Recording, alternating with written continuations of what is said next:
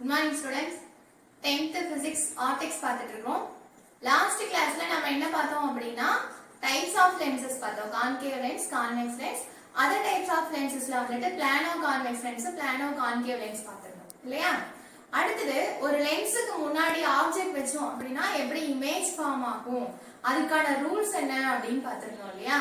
So புரிஞ்சிருக்கும்னு நினைக்கிறேன். இந்த கிளாஸ்ல நான் என்ன பார்க்கலாம் அப்படினு பாத்தீங்கன்னா இப்ப ஒரு ஆப்ஜெக்ட்ட வந்து எந்த இடத்துல வெச்சோம்னா இமேஜ் வந்து எங்க கிடைக்கும் அப்படிங்கறத பத்தி பார்க்கலாம். கான்வெக்ஸ் லென்ஸ்ல எப்படி ஃபார்ம் ஆகுது, கான்கேவ் லென்ஸ்ல வந்து எப்படி இமேஜ் ஃபார்ம் ஆகுது அப்படிங்கறதுல ஒரு பொசிஷனா நமக்கு கொடுத்திருக்காங்க. சோ அது என்னன்னு பார்க்கலாம். சோ நம்ம நெக்ஸ்ட் பார்க்கக்கூடிய டாபிக் என்ன அப்படின்னு பாத்தீங்கன்னா refraction through a convex lens. Convex லென்ஸ்ல வந்துட்டு எப்படி லைட் ரேஸ் வந்து என்டர் ஆகும் பொழுது ரீஃப்ராக்ட் ஆகுது அப்படின்னு நம்ம பார்க்கிறோம். சரிங்களா? ஃபர்ஸ்ட் வந்து என்ன சொல்றாங்கன்னா ஆப்ஜெக்ட் அண்ட் இன்ஃபினிட்டி. ஆப்ஜெக்ட் வந்து இன்ஃபினிட்டில இருக்கும் பொழுது சரியா ஒரு கான்வெக்ஸ் லென்ஸ்க்கு முன்னாடி ஆப்ஜெக்ட் வந்து இன்ஃபினிட்டில வைக்கிறோம். இன்ஃபினிட்டினா ரொம்ப லாங் டிஸ்டன்ஸ்னு வச்சுக்கோங்களேன். ஏதாவது ஒரு தூரமா இருக்கக்கூடிய விண்டோவா எடுத்துக்கலாம், டோரா எடுத்துக்கலாம், ட்ரீ ஏதாவது ஒண்ணு கன்சிடர் பண்றோம். சரியா? சோ அங்கிருந்து வரக்கூடிய லைட் ரேஸ் வந்து லென்ஸ்ல படும் பொழுது எந்த இடத்துல நமக்கு வந்துட்டு இமேஜ் கிடைக்கும் அப்படிங்கிறது first case. Object at infinity. So பாத்தீங்கன்னா நம்ம என்ன லென்ஸ் போட்டிருக்கோம், கான்வெக்ஸ் லென்ஸ். இதனுடைய சென்டர் பாயிண்ட் பேர் என்ன அப்படின்னா ஆப்டிக் சென்டர். இந்த F1 அப்படிங்கிறது என்னன்னு பாத்தீங்கன்னா ஃபோக்கஸ் அப்படின்னு சொல்லியிருந்தோம். நான் லாஸ்ட் கிளாஸ்லயே சொல்லியிருந்தேன். இங்க பாத்தீங்கன்னா 2F1 போட்டிருக்கோம் இல்லையா? இந்த 2F1 சொல்லலாம், C அப்படின்னு சொல்லலாம். சென்டர் ஆஃப் கர்வேச்சர் அப்படிங்கிறது. சரியா? Centre of curvature. இது ஸ்பெரிக்கல் லென்சஸ் அப்படிங்கிறதுனால இது ஸ்பெரிக்கல் ஷேப்ல இருக்கும் இல்லையா? இதனுடைய சென்டர் தான் நம்ம என்ன சொல்றோம் அப்படின்னா சென்டர் ஆஃப் கர்வேச்சர் அப்படின்னு நம்ம சொல்றோம். சென்டர் ஆஃப் கர்வேச்சர் அதாவது லென்ஸினுடைய மையப்புள்ளி தான் வந்துட்டு கோளக மையம் அப்படின்னு தமிழ்ல சொல்லுது. சென்டர் ஆஃப் கர்வேச்சர் வளைவு மையம் அப்படின்னு சொல்லுவாங்க. சோ அதுதான் நம்ம 2F1 சொல்லலாம், இல்ல C1 அப்படின்னு சொல்லலாம். சோ இந்த பக்கம் இருந்தா 2F1, இந்த பக்கம் இருக்கக்கூடியது வந்து 2F2. இதுக்கான ரே டயகிராம் வந்து நம்ம எப்படி டிரா பண்ணோம் அப்படின்னு பாத்தீங்கன்னா இப்போ லாங் டிஸ்டன்ஸ்ல இருக்கக்கூடிய ஆப்ஜெக்ட் அப்படினாவே லைட் ரேஸ் நமக்கு எப்படி வருது, பேரலா வருது. ஆமாவா? இது இன்ஸ்டன்ட் ரே. இது வந்து லென்ஸ்ல பட்டு ரீஃப்ராக்ட் ஆகி எது வழியா பாஸ் ஆகும், F2 வழியா பாஸ் ஆகும். அதே மாதிரி நம்ம இதுல ஒரு ரெண்டு இன்ஸ்டன்ட் ரே கன்சிடர் பண்றோம். நிறைய ரேஸ் போடலாம், ஆனா போட்டா உங்களுக்கு வந்து என்ன டயகிராம் வந்து கிளியரா இருக்காது, புரியாது அப்படிங்கிறதுக்காக ஒரு ரெண்டு ரேஸ் மட்டும் நம்ம கன்சிடர் பண்றோம். என்ன அப்படின்னு பாத்தீங்கன்னா இங்க ஒரு ரே வருது, இங்க ஒரு ரே. இந்த இன்சிடென்ட் ரே ரெண்டுமே எதுக்கு பேரலா போகுது, ஆக்சிஸ்க்கு பேரலா போகுது. as per rule ஆக்சிஸ்க்கு பேரலா போச்சு அப்படின்னா எது வழியா தான் போயாகணும், அது F2 வழியா தான் போயாகணும். பிரின்சிபல் ஃபோக்கஸ் வழியாக தான் அது வந்து என்ன பண்ணணும், போகணும். சரியா? சோ அப்ப இதுவும் ரீஃப்ராக்டட் ரே, இதுவும் ரீஃப்ராக்டட் ரே. இந்த ரெண்டு ரேவும் எந்த இடத்துல இன்டர்செக்ட் ஆகுதோ அங்க நமக்கு வந்து என்ன கிடைக்கும் அப்படின்னா இமேஜ் கிடைக்கும். என்ன இமேஜா இருக்கும் அப்படின்னு பாத்தீங்கன்னா real and inverted. So convex லென்ஸ்ல நமக்கு ரியல் இமேஜ் கிடைக்குது. ரியல் இமேஜ் எப்படி இருக்கும் அப்படின்னா தலைகீழ இருக்கு. ஆப்ஜெக்ட் இன்ஃபினிட்டில இருக்கும்போது இமேஜ் உடைய பொசிஷன் வந்து என்னவா இருக்கு அப்படின்னா F-ஆ இருக்கு, ஃபோக்கஸ்ல இருக்கு. இது வந்து என்ன இமேஜா இருக்கு அப்படின்னா ரியல் இமேஜா இருக்கு. ரியல் இமேஜ் அப்படினாலே எப்படி இருக்கும்னா இன்வெர்டடா இருக்கும். இது ஒரு பொசிஷன். சரிங்களா? அடுத்து ஆப்ஜெக்ட் வந்து எங்க வைக்கறாங்க அப்படின்னா பியாண்ட் C அல்லது கிரேட்டர் than 2F. 2Fக்கு பின்னாடி வைக்கிறோம். சோ இது வந்து கான்வெக்ஸ் லென்ஸ். F1 2F1க்கு பின்னாடி ABங்கிற ஒரு ஆப்ஜெக்ட் வச்சிருக்கோம். சரியா? சோ Aங்கிறது நேரா கேரோ மார்க் இருக்கு, இங்க B. இந்த ABங்கிற ஒரு ஆப்ஜெக்ட் இங்க இருந்து வரும் பொழுது லைட் ரேஸ் வந்து ஆப்ஜெக்ட்ல இருந்து வருது, எப்படி பேரலா வருது. எதுக்கு பேரலா, ஆக்சிஸ்க்கு பேரலா வருது. லென்ஸ்ல பட்ட ரீஃப்ராக்ட் ஆகி எது வழியா தான் போகணும், F2 வழியா தான் போகணும் இல்லையா? இன்னொரு ரே வந்து எது வழியா போகுது பாருங்க, O வழியா போகுது. எந்த ஒரு டீவியேஷனுமே கிடையாது, அப்படியே O வழியாவே போயிடுது, டீவியேஷன் எதுவுமே இல்ல.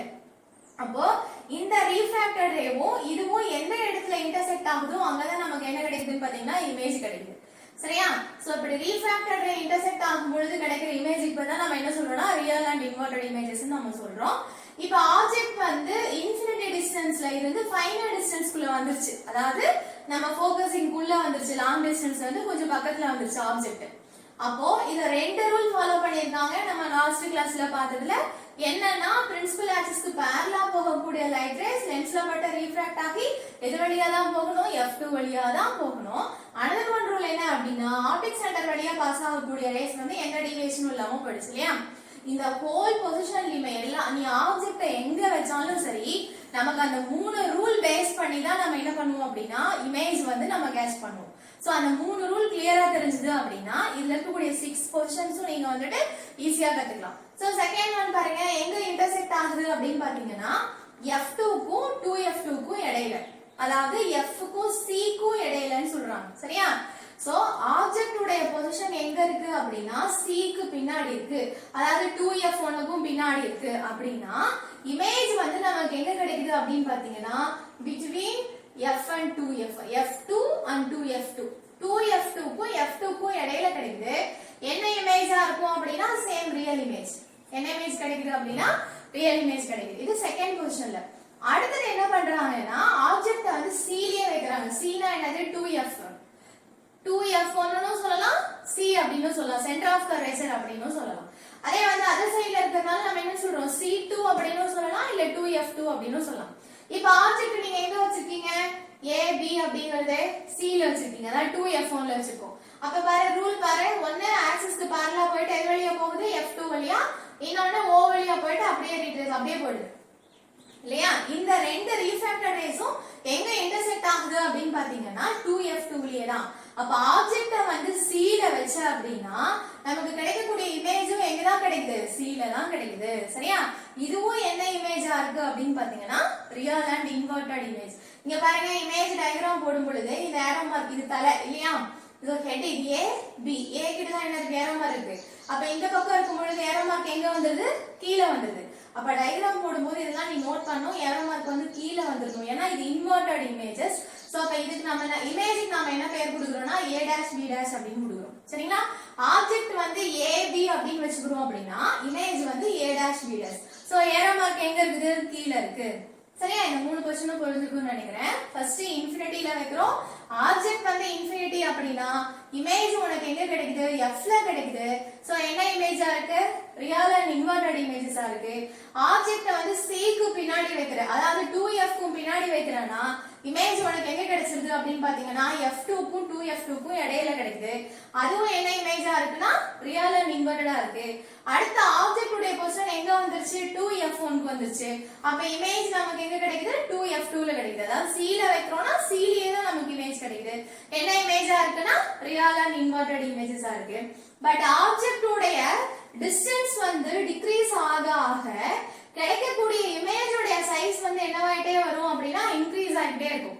சோ ஒரு ஆப்ஜெக்ட் வந்து லாங் டிஸ்டன்ஸ்ல இருக்கும் பொழுது பாத்தீங்க, இப்போ வந்து ரொம்ப தூரமா இருக்கா, அப்ப இந்த இமேஜ் உடைய சைஸ் வந்து எப்படி இருக்கும்னா ரொம்ப குட்டியா இருக்கும், பாயிண்ட் சைஸ்ல இருக்கும். அதுவே வந்து லென்ஸ் டுவர்ட்ஸ் பண்ணி ஆப்ஜெக்ட் உடைய டிஸ்டன்ஸ் வந்துட்டு டிக்ரீஸ் ஆகிட்டே வருது, லென்ஸுக்கு பக்கமா வந்துகிட்டே இருக்கு.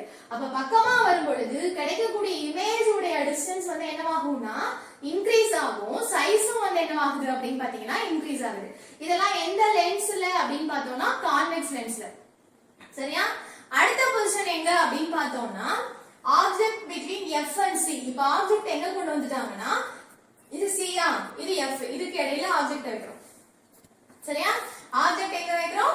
F க்கும் C க்கும் இடையில. ABங்கிற ஆப்ஜெக்ட் சேம் அதுல ஃபாலோ பண்ண அதே ரூல்ஸ் தான் நம்ம இதுலயும் ஃபாலோ பண்றோம். சரியா? இப்போ என்ன ஆகுது? ஆக்சிஸ்க்கு parallel போகக்கூடிய லைட் ரேஸ் லென்ஸ்ல பட்டு ரிஃப்ராக்ட் ஆகி F2 வழியா பாஸ் ஆகுது இல்லையா? இது F2 வழியா பாஸ் ஆகுது. O வழியா பாஸ் ஆகக்கூடியது அப்படியே O வழியா தான் போகுது. இது ரெண்டும் எங்க இன்டர்செக்ட் ஆகுது அப்படின்னு பாத்தீங்கன்னா beyond 2F, beyond C, C க்கும் பின்னாடி. அப்போ இந்த இடத்துல இமேஜ் உடைய பொசிஷன் என்னவா இருக்கு அப்படின்னு பாத்தீங்கன்னா C க்கும் பின்னாடி வந்துருச்சு.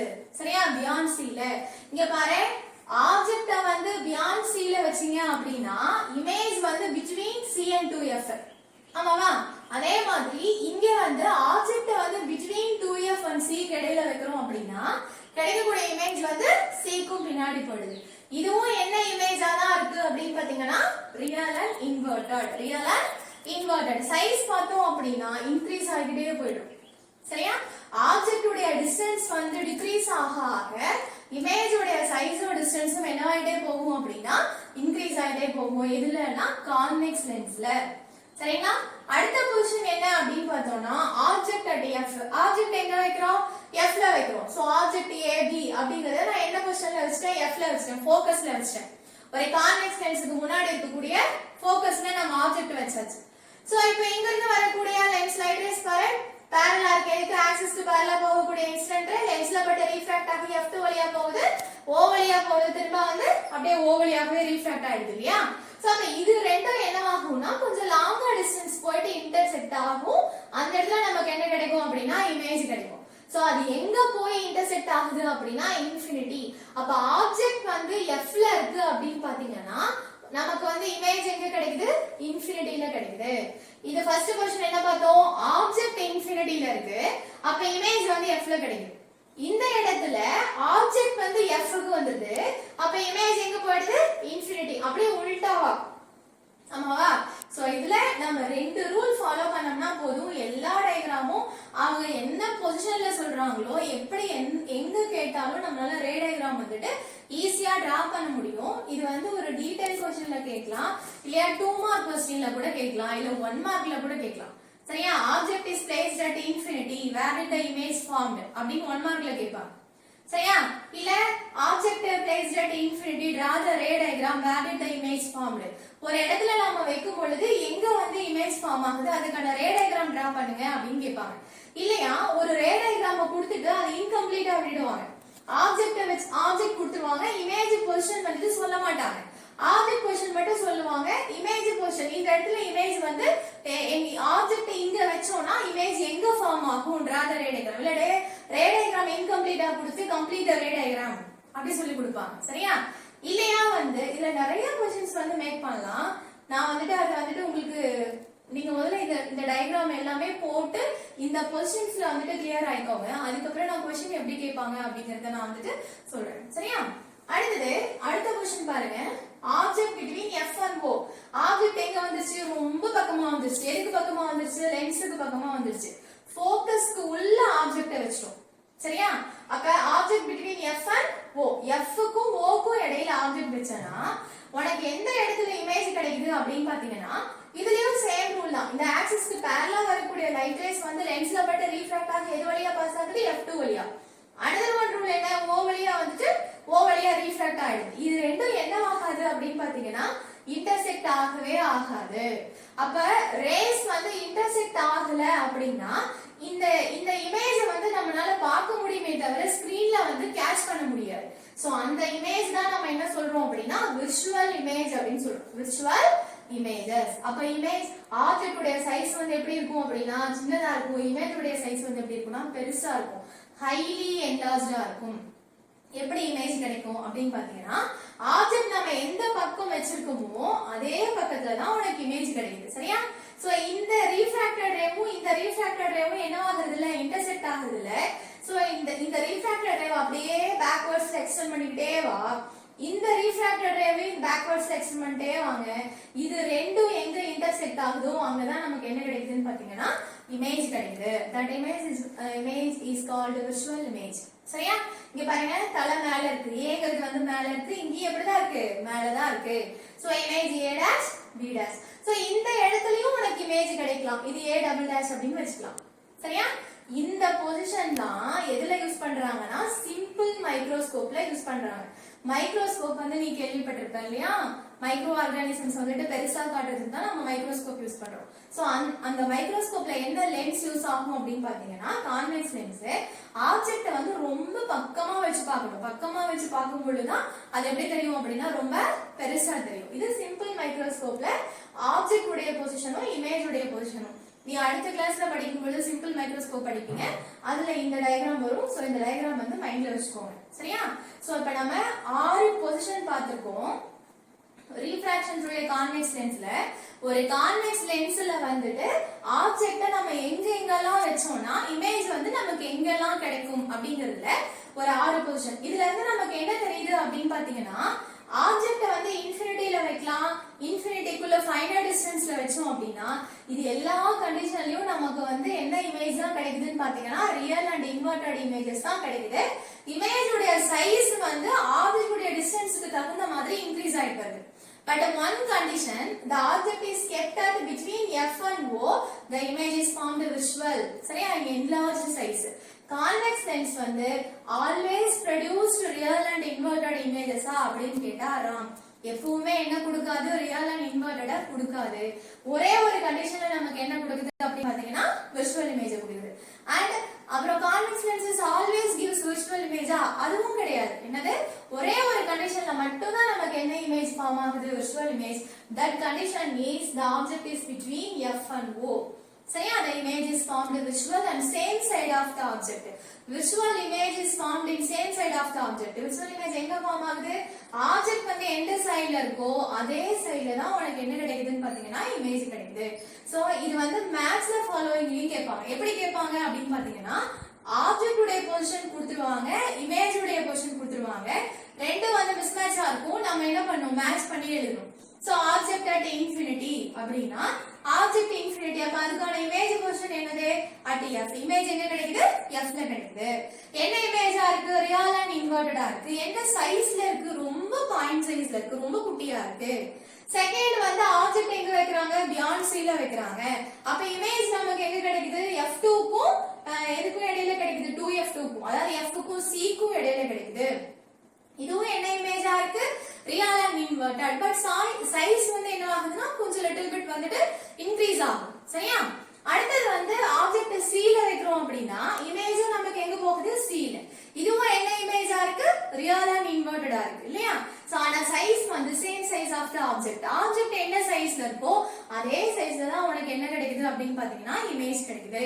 சோ நம்ம வந்து இதுல மைனூட்டா நோட் பண்ண வேண்டியது என்ன அப்படின்னு பாத்தீங்கன்னா, இந்த ரே டயகிராம் டிரா பண்ணும் பொழுது லென்ஸ் போடுறோம்னா லென்ஸ்ல ரீஃப்ராக்ட் ஆகணும். நம்ம 2 ரூல் ஃபாலோ பண்ணிருக்கோம் எல்லா கேசஸ்லயும். பேரலா வந்துட்டு F2 வழியா பாஸ் ஆகுது, O வழியா பாஸ் ஆகுது. அது ரெண்டும் எங்க இன்டர்செக்ட் ஆகணும் அப்படிங்கறத நீ ஆப்ஜெக்டோட பொசிஷனும் இமேஜோட பொசிஷனும் தெரிஞ்சுக்கிட்ட அப்படின்னா நம்ம எப்படி வேணாலும் ரே டயகிராம் வந்துட்டு டிரா பண்ணிக்கலாம். சரி, இப்ப எங்க வச்சிருக்காங்க, F-க்கும் C-க்கும் இடையில ஆப்ஜெக்ட் வச்சாச்சா. அப்ப இமேஜ் எங்க போயிடுச்சு, C-க்கு பின்னாடி போயிடுச்சு. இந்த இடத்துல ஆப்ஜெக்ட் எங்க வச்சிருக்காங்க, F-ல வச்சிருக்காங்க. அப்ப இமேஜ் எங்க போயிடுச்சு, இன்ஃபினிட்டிக்கு போயிடுச்சு. சோ இந்த இடத்துல F-க்கும் O-க்கும் இடையில ஆப்ஜெக்ட் வருது. அப்ப இமேஜ் எங்க போகுது அப்படின்னா சேம் சைடு ஆஃப் த ஆப்ஜெக்ட்ல போகுது. அது என்ன இமேஜா இருக்கு அப்படின்னா விஷுவல் இமேஜஸா இருக்கு. சோ இது refraction through a convex lens. நீங்க ஃபாலோ பண்ணிருப்பீங்க, புரியும்னு நினைக்கிறேன். இந்த 6 டயகிராமும் நீ ரே டயகிராம் டிரா பண்ணு. இதுல ஏரோ மார்க் வந்து ரொம்ப இம்பார்ட்டன்ட். இதுல இருக்கக்கூடிய டேர்ம்ஸ் O ஆப்டிக் சென்டர் இதெல்லாம் வந்து எப்பவுமே வந்து என்ன பண்ணிருக்கணும் அப்படின்னா மார்க் பண்ணிருக்கணும். எல்லா டயகிராம்லயும் பண்ணிருக்கணும். சரியா, சோ லென்ஸ் எல்லாம் நீட்டா போடுங்க. ஒரு 2-3 டைம் டிரா பண்ணுங்க. அதுக்கப்புறம் அது வந்து எப்படி வருதுன்ற ஐடியா உங்களுக்கே கிடைச்சிடும். இத வச்சு நம்ம நிறைய ரிசர்ச் பண்ணலாம். நெக்ஸ்ட் ரீஃப்ராக்ஷன் த்ரூ எ கான்கேவ் லென்ஸ். நம்ம கான்வெக்ஸ் லென்ஸ்ல எப்படி இமேஜ் ஃபார்ம் ஆகுது அப்படின்னு பார்த்தோம். அதே மாதிரி கான்கேவ் லென்ஸ்ல எப்படி இமேஜ் ஃபார்ம் ஆகும் அப்படின்னா இது சிம்பிள் தான். நீங்க வந்து ஆப்ஜெக்ட் எங்க வச்சீங்கனாலும் இதுல கிடைக்கக்கூடிய இமேஜஸ் என்னவா இருக்கும்னா விஷுவல் இமேஜ் மட்டும் தான் கிடைக்கும். சோ நீங்க வந்துட்டு கான்பிடென்ட்டா சொல்லலாம் concave lens always produce visual images அப்படின்னு சொல்லிட்டு. சரியா, சோ விஷுவல் இமேஜ்னாவே எப்படி இருக்கும்னா நேரா இருக்கும். அதாவது நமக்கு புக்ல வந்து பாத்தீங்க அப்படின்னா 2 பொசிஷன் மட்டும் கொடுத்திருக்காங்க. அதாவது இன்ஃபினிட்டி டிஸ்டன்ஸ்ல இருந்துச்சுன்னா எப்படி இமேஜ் ஃபார்ம் ஆகுது, ஃபைனைட் டிஸ்டன்ஸ்ல வந்துச்சு அப்படின்னா நமக்கு எப்படி இமேஜ் கிடைக்கும் அப்படிங்கிற 2 பொசிஷன் தான். இதுலயும் அதே ரூல் தான் ஃபாலோ பண்ணிருப்பாங்க. கான்கேவ் லென்ஸ் கான்வெக்ஸ் லென்ஸ் எதுவாக இருந்தாலும் ரூல்ஸ் வந்து சேம் தான் இல்லையா, ரூல்ஸ் மாறாது. சோ அதே ரூல் தான் இதுல ஃபாலோ பண்ணிருப்பாங்க. ஃபர்ஸ்ட் பாத்துட்டீங்கன்னா ஆப்ஜெக்ட் எங்க இருக்கு, இன்ஃபினிட்டில இருக்கு. அப்ப இன்ஃபினிட்டில இருக்குன்னா லாங் டிஸ்டன்ஸ்ல இருக்கக்கூடிய ஒரு ஆப்ஜெக்ட் எங்க கிடைக்குது, இமேஜ் வந்து F-ல கிடைக்குது. சேம் ரூல் தான், பேரலா போயிட்டு F வழியா பாஸ் ஆகும். இதுல வந்து இந்த ஒரு ரூல் மட்டும் தான் ஃபாலோ பண்ணிருக்கோம். எங்க இமேஜ் கிடைக்குது அப்படின்னு பாத்தீங்கன்னா ஆப்ஜெக்ட் இன்ஃபினிட்டில இருக்கு, இமேஜ் வந்து F-ல கிடைக்குது. என்ன இமேஜா இருக்குன்னா விஷுவல் இமேஜா இருக்கு. விஷுவல் இமேஜ்னா எப்படி இருக்கும்னா நேரா இருக்கும். இதுவும் வந்து ரொம்ப குட்டியா இருக்கும்.